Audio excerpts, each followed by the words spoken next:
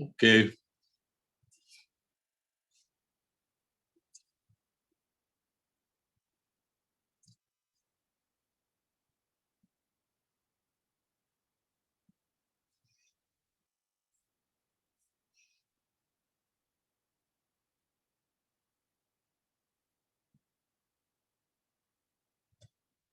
Okay, so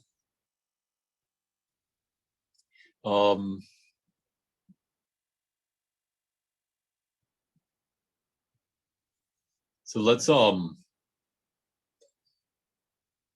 yeah, we want some way. And because we're trying to be kind of we're trying to construct the natural numbers from set theory, from the axioms of set theory. We want to we don't want to introduce an additional axiom that says there is a function like called addition that satisfies all these properties. We want to build it up, I guess you could say, like with our bear. So let's try to do that.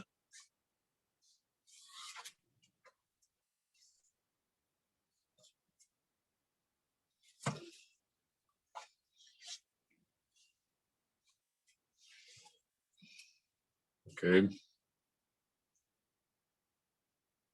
First, of course, we have already defined what a function is, but I want to know what is a sequence. Okay. A sequence is just another name. Sequences are special, that's all. Okay, so we have a definition.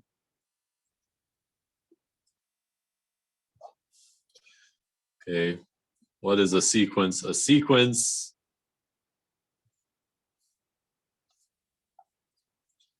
is just a function with a special domain f such that either the domain of f is equal to the natural number or the domain of f is all natural numbers.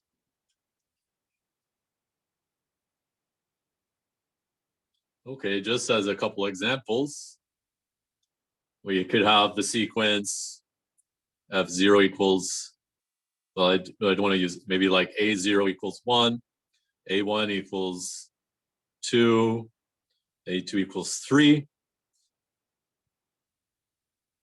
That's a sequence. The domain of this sequence A is the domain of A is just 0, 1, 2. 0, 1, 2 is the natural number 3. So the domain of A is the number 3. Okay. Another example of a sequence might be like A0 equals 2, A1 equals 2 squared, A2 equals 2 cubed. And then A to the n might be 2 to the n plus 1. Like that. The powers of 2 might be another sequence. Okay, this is a sequence that, or I guess I should put B, B1, B0, B1, B2, Bn. And then now the domain of B is the set of all natural numbers. Okay, so sequences are just functions. And when we have a sequence, instead of A of 2, we write A subscript 2, you know? Okay, which is pretty typical for sequences.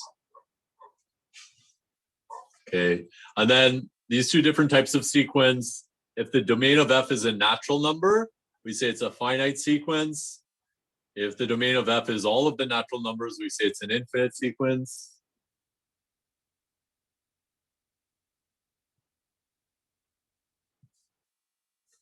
F is infinite.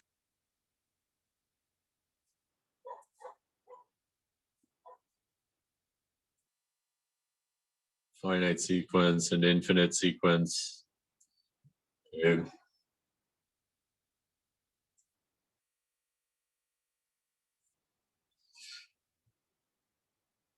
Okay.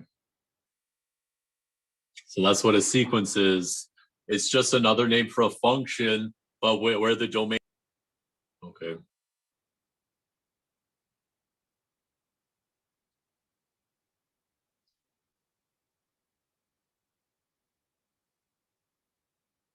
Okay, and now we have a theorem.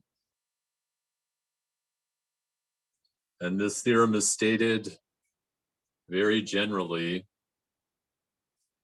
Okay. Let A be a set. Let G just be some function.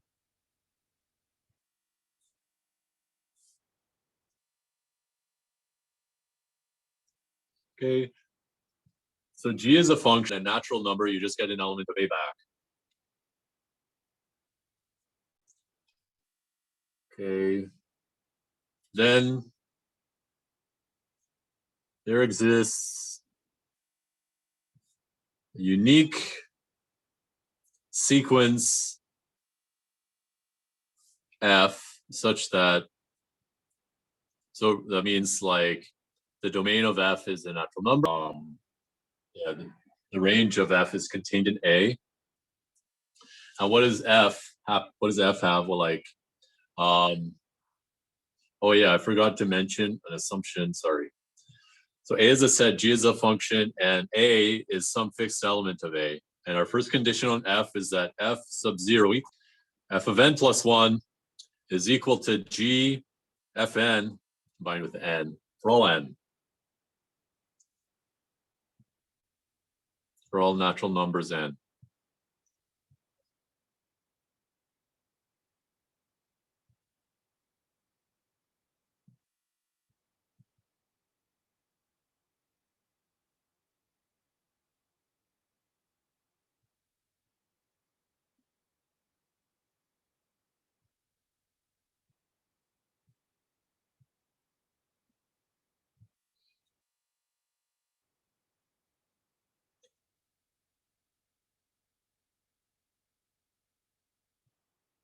Okay, we're actually not going to prove this.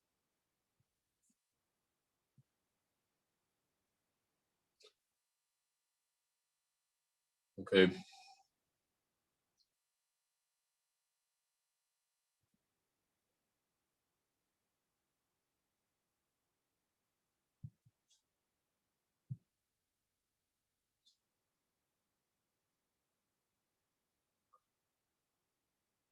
Okay. But let's at least see that we can, let's say like,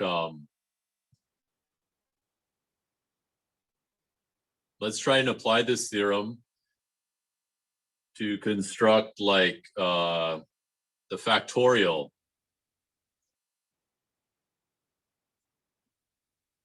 So, oh yeah, so this theorem is called your recursion theorem.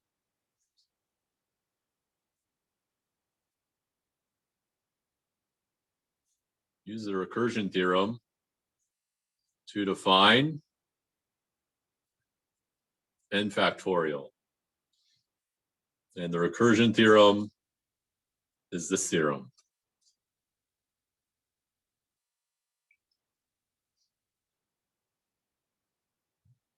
Solution. Okay, so let's just try and remember the normal definition. First of all, it says that 0 factorial should just be 1. And then the regular definition of n factorial is that n plus 1 factorial should just be n plus 1 times n factorial. And for this question, we're going to assume that we can already multiply. Okay. So this kind of suggests what we should define G to be. So we should take A to be the number 1.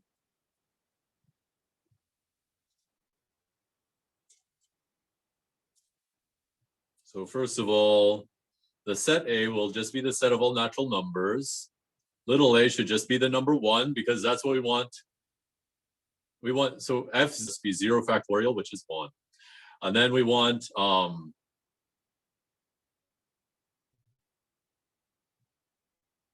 you want G of Fn n to just be this.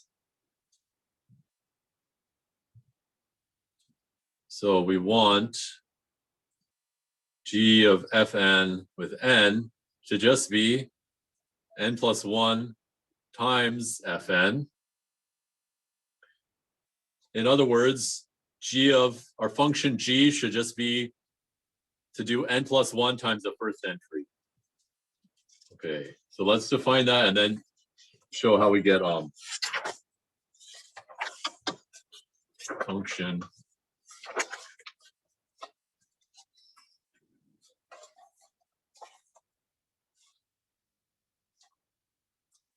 Okay, so we'll define g of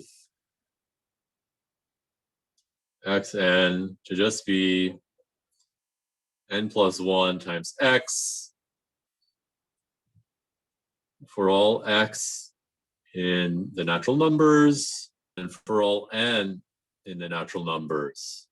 And notice n plus 1 times x is also a natural number, which is a. Right, so now we have a function.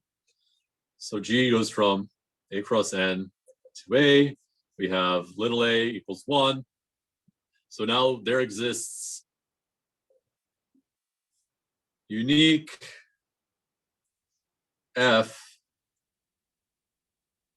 from the natural numbers to a such that f0 equals 1 and fn plus 1 is just g of fn with n, and the definition of g just says do n plus 1 times fn. Okay. Now, if you go back to like any reasonable definition of factorial, it's just a sequence whose 0th term is 1, and the n plus first term is just n plus 1 times the nth term, right? So fn equals n factorial is well defined.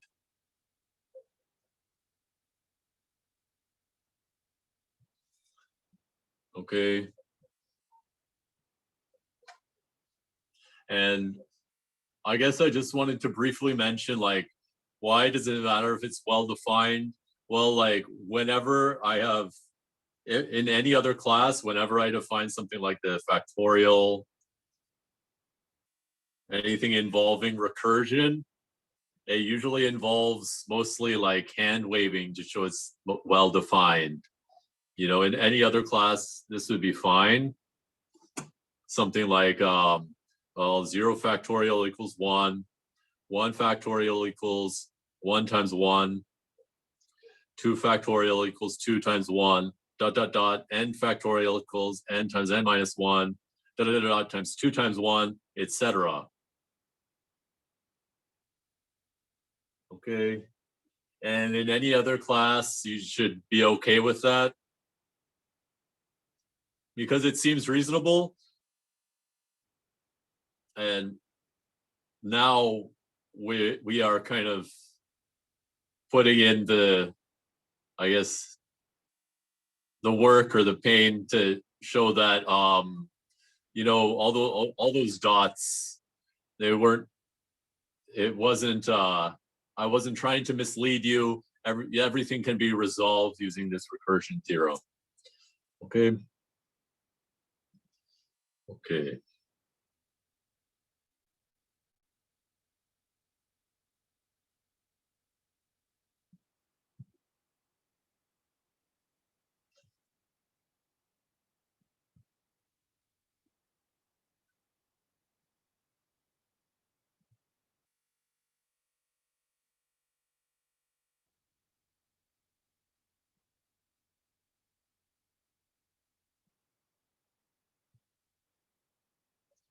Okay.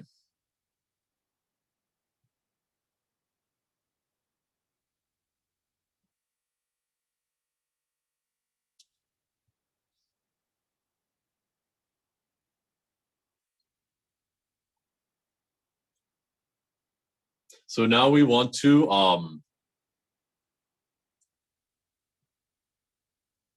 define addition in the same kind of way. Our idea is that we know what m plus 0 should be. and we know that if we have m and m plus n, we know what m plus n plus 1 should be. So we want to use that to define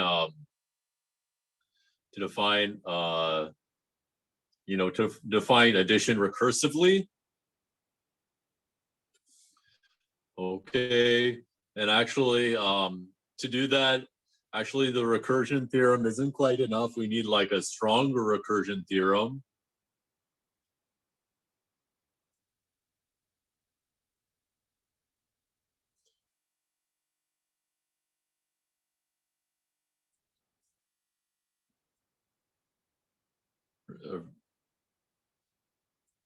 Another recursion theorem. This should be like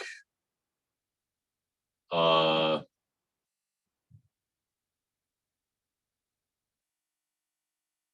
just call it second version.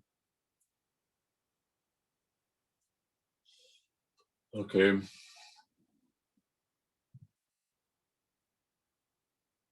Which has which can take, we need a function which has two inputs.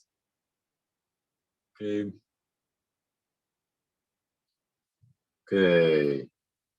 P, A are sets. A is a function from P to A.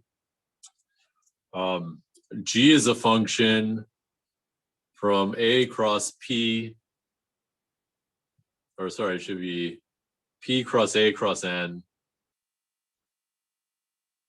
to A.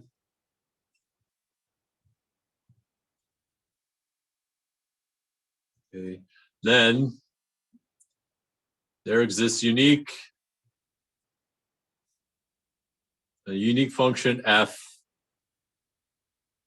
from P cross N to A such that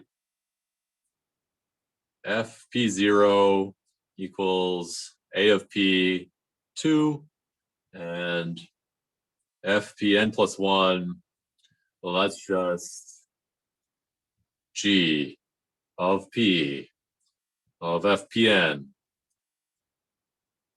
with n.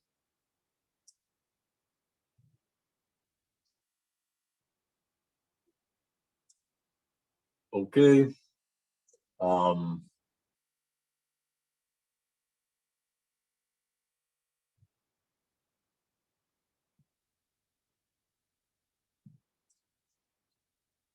And I said in the course notes, I say this proof will be on an assignment, but probably not. It's not so interesting, I guess.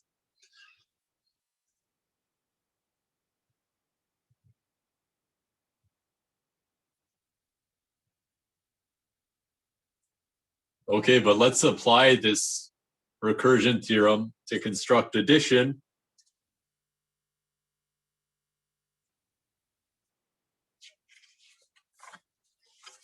Okay.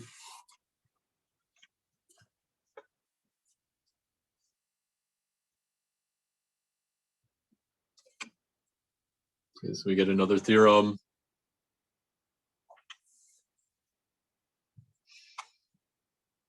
So there exists a unique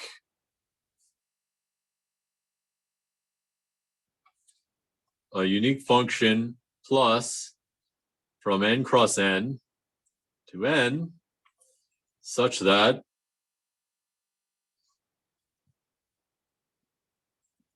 well, the plus of m and 0 is just m for all m.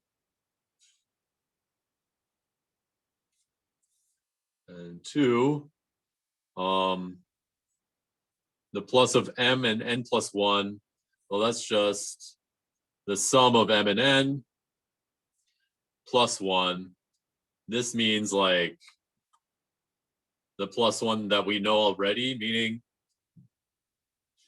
like the plus 1 that just means the number after this. Okay. Same as n plus 1 means the number after n. Okay. So now we're taking that, we're defining m plus 0 to just be m, and we're going from there. Okay, so we've defined addition recursively. Well, as long as we can apply this recursion theorem to this situation. So proof, I like the previous theorem, we just need to plug in all the right formulas and this function will pop out. So A equals P is the natural numbers. Let's see, A from the natural numbers, so the natural numbers is defined by, well, A of M equals M.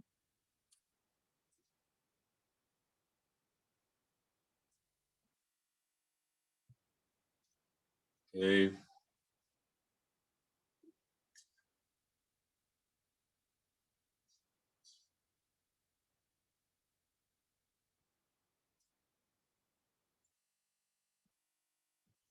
And G from the natural numbers cross the natural numbers cross the natural numbers to the natural numbers is defined by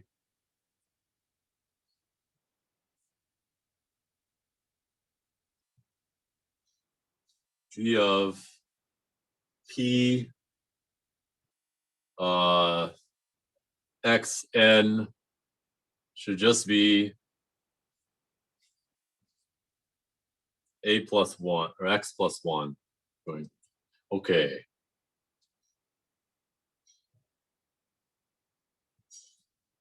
Now let's see that is, let's just make sure that that's what we want. Okay, so we apply the recursion theorem. So by second version of recursion theorem,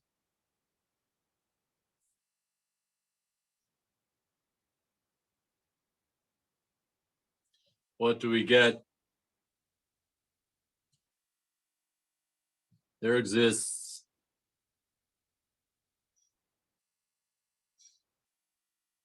n cross n to n such that 1 f of p0 is just a of p, and a of p is just p. So f of p0 is just p, and 2 fp n plus 1 is just g. Let me see, what does the recursion theorem say? It says g of p fpn comma n.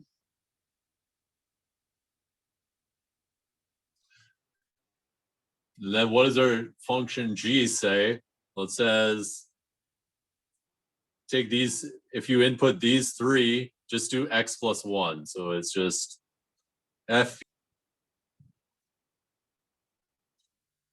Okay.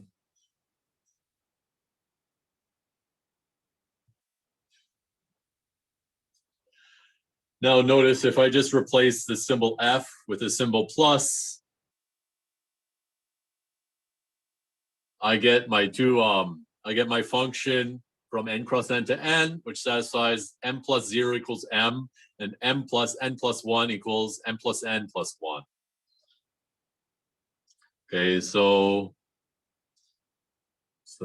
put plus of Pn equals f of Pn, and we are done. Okay, so now we have a unique function satisfying these two properties.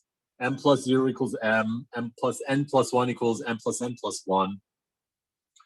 Okay. But it is not at all clear that, okay, yeah, so we define like addition, but is it true, like, for example, is it true that m plus n equals n plus m? And all these usual properties of addition, are those true? Of course they are, but these formulas can all be proved basically by induction. And okay,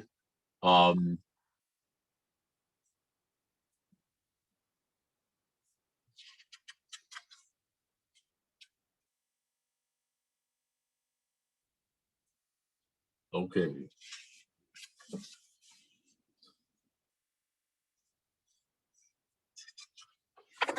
So some of the things we could prove is like n plus m equals m plus n.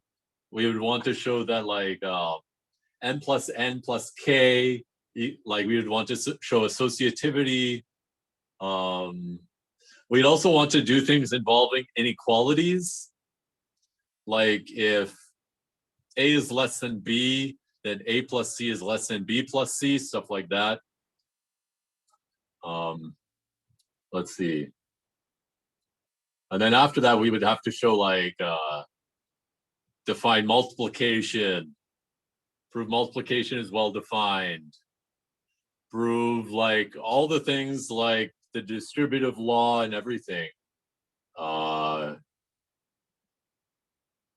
That would actually take a really long time, so probably we won't. But I at least want to give you enough of a taste of it that you could probably do it by yourself, but with a lot of time on your hands, you could go and check that everything is well defined and everything works out.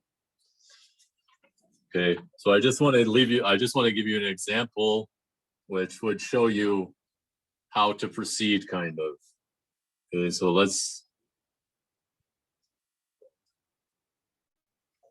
prove this theorem for all m and n, m plus n equals n plus m. Okay.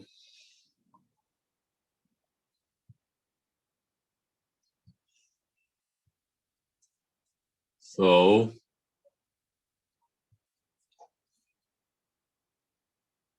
as usual, we're going to do this by induction. Okay.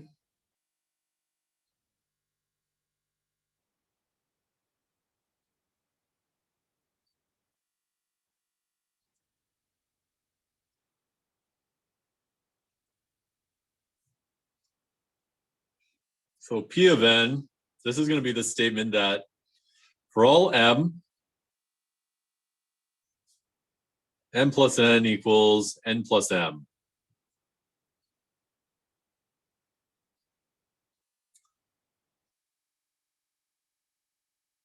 And already I've stopped using this weird notation. Sorry about that.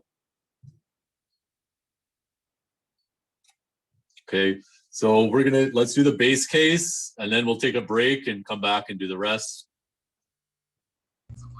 Okay. Oh, was someone trying to ask a question?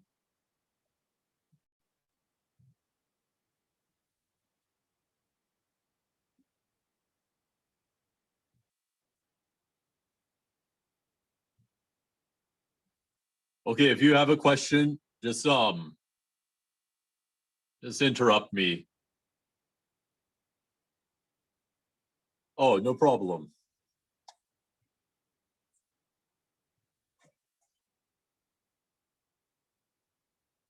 Okay, so our base case is like n equals 0.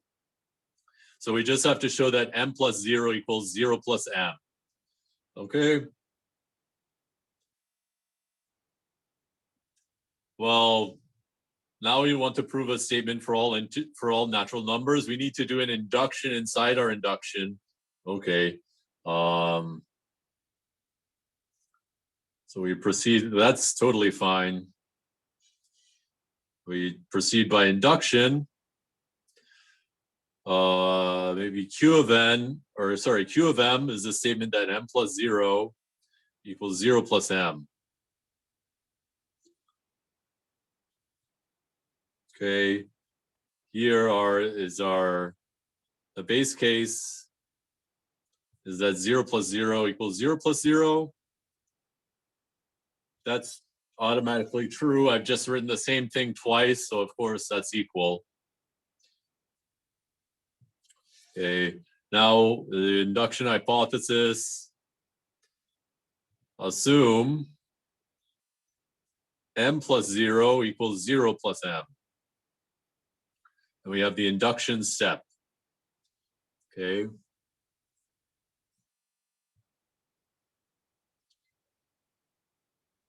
Now, 0 plus m plus 1. The definition of 0 plus m plus 1 is just we take 0 plus m and add 1 to that. That's the definition of 0 plus m plus 1. Okay. Now, by the induction hypothesis, 0 plus m is just m plus 0.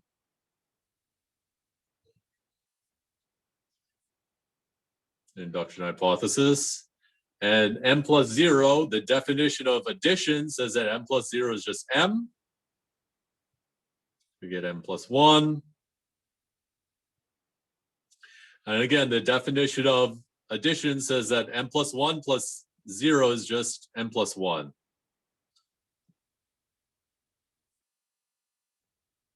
Okay. So this shows that q of m plus 1 holds. So by induction,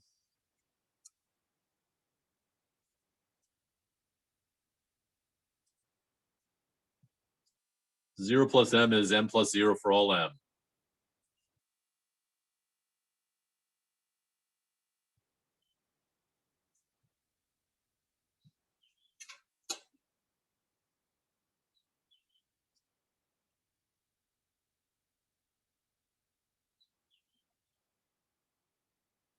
Okay, and let us take